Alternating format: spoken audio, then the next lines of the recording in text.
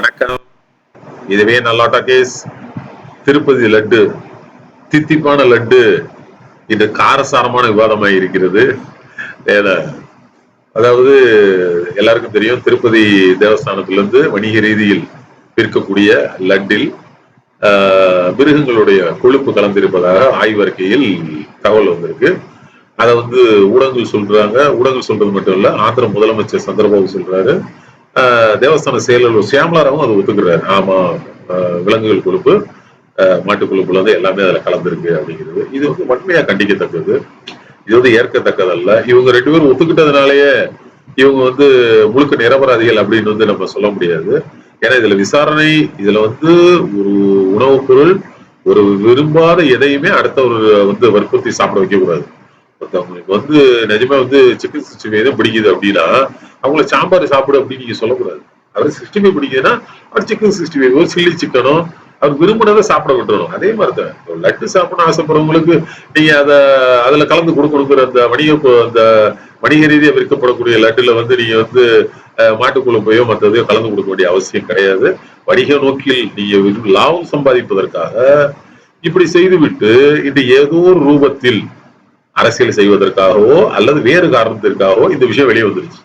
அப்ப உடனே என்ன செய்யறாரு சந்திரபாபு நாயுடு, அந்த நடிகர், துணை முதல்வர் பவன் கல்யாண், செயல் அலுவலர் சியாமலாராவ் 3 பேரும் ஒத்துக்குறாங்க.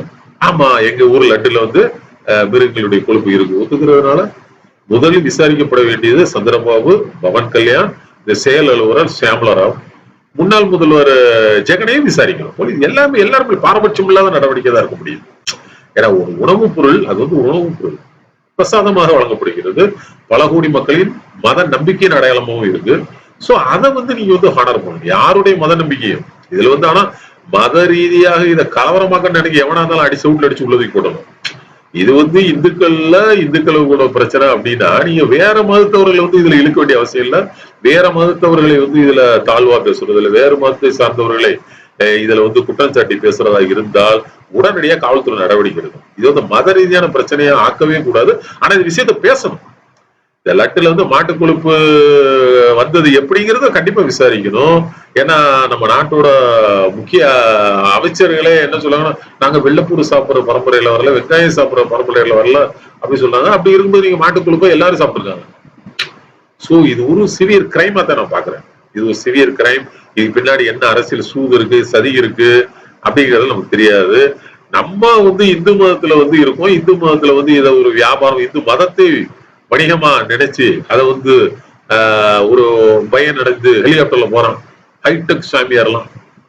அந்த மாதிரியான ஆட்கள் பிற மதத்தவரை குறை சொல்வதை நிறுத்தி கொள்ள வேண்டும். இல்லைன்னா காவல்துறை அவங்களை விசாரிக்கணும்.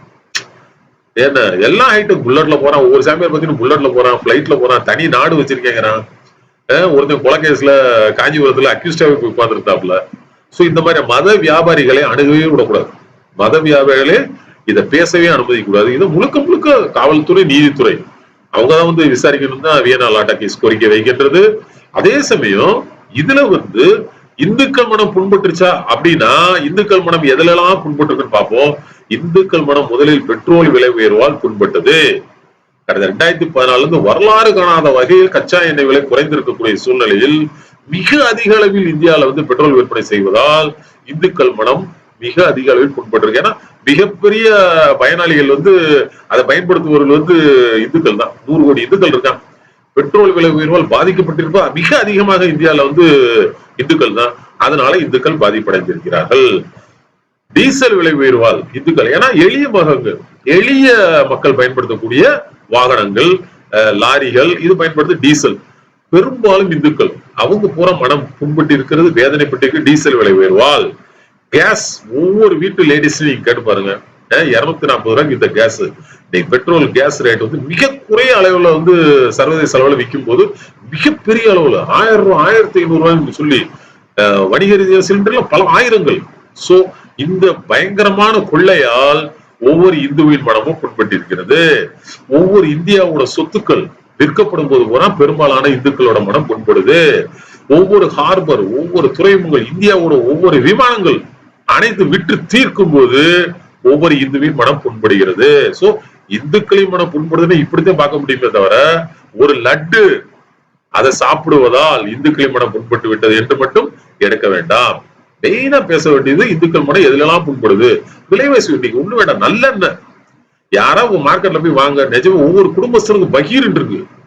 என்னடா இப்படி ரேட்டு விக்குது, ஒரு பெட்ரோல் போடுங்க மீதி 100 ரூபாய்க்கு போட்ட இடத்துல நீங்க 500 ரூபாய்க்கு போட்டாலும் ஃபில் ஆகாது டேங்க்.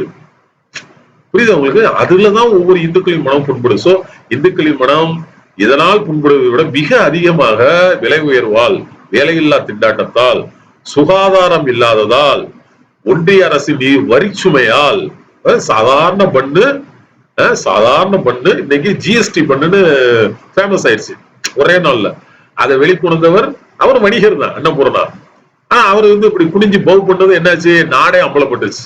சோ அன்னபூர்ணா இந்துதான், அவருடைய மனம் புண்பட்டு விட்டது. அதை பார்த்த கோடிக்கணக்கான இந்துக்களோட மனம் புண்பட்டது. சோ இந்துக்களின் மனம் இப்படி நிஜமா புண்படுது. அவங்க பிள்ளைகளுக்கு வேலை இல்ல, வேலை வாய்ப்பு இல்ல, படிக்க கல்விக்கு கல்வி நிறுவனங்கள் படிக்க முடியல, நீட் தேர்வுக்கு யாராலையும் அனுப்ப முடியல. பிள்ளைகள் கோச்சிங் சென்டருக்கு பல லட்சங்கள் செலவழிச்சு எப்படி அனுப்புவாங்க? சோ இந்துக்கள் மனம் இதனாலலாம் நீட் தேர்வெல்லாம் புண்படுது. பல்வேறு இந்துக்கள் தற்கொலை பண்ணிக்கிட்டாங்க நீட் தேர்வால். ஜிஎஸ்டியால பல்வேறு சிறு குறு நிறுவன இந்து முதலாளிகள் தற்கொலை பண்ணிக்கிட்டாங்க. சோ இந்துக்கள் மனம் புண்படுது. முதல்ல அதெல்லாம் பேசிட்டு தான் இந்த பக்கம் வரணும். இதையும் பேச வேண்டும், அதையும் பேச வேண்டும் என வியனா டாக்கீஸ் கேட்டுக்கொள்கிறது. இதில் முறையான விசாரணை நடத்தி நான் சொன்ன 4 பேரையும், சந்திரபாபு, ஜெகன்மோகன், அப்புறம் பவன் கல்யாண், அப்புறம் தேவஸ்தான செயல் அலுவலர் சியாமலா ராவ், இந்த 4 பேரையும் விசாரிக்கணும். பவன் கல்யாண் இல்ல எனக்கெல்லாம் இது பொறுப்பு இல்லை, நான் போய் விரதம் இருக்க போறேன் அப்படின்னு சொல்லி திருப்பதிக்கு கிளம்பி போயிட்டா தகவல் வருது. நீங்க கான்ஸ்டிடியூஷனல் போஸ்ட்ல இருக்கீங்க, துணை முதல்வர் இருந்துகிட்டு நீ விரதம் எப்படி இருப்ப? விசாரிக்கப்படணும், இல்ல விசாரிக்கணும். சோ சட்டம் தன் கடமை செய்யட்டும். நீதித்துறை மேல் வியனா டாக்கீஸுக்கு மிகுந்த நம்பிக்கை இருக்கிறது. நல்லதே நடக்கும். அடுத்த காணொலி விரைவில் சந்திப்போம். நன்றி, வணக்கம்.